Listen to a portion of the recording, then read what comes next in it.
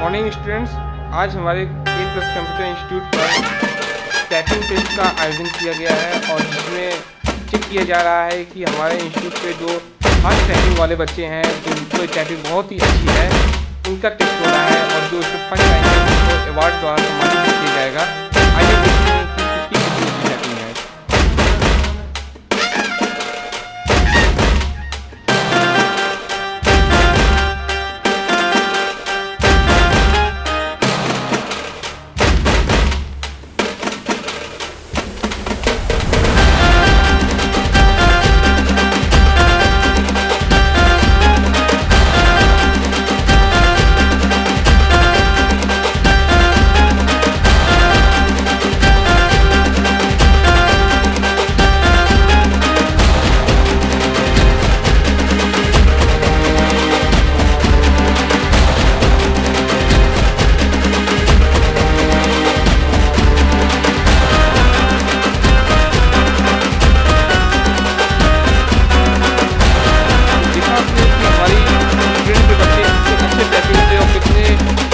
Typing कर रहे हैं, बहुत ही अच्छा लगा ऐसे देखने में।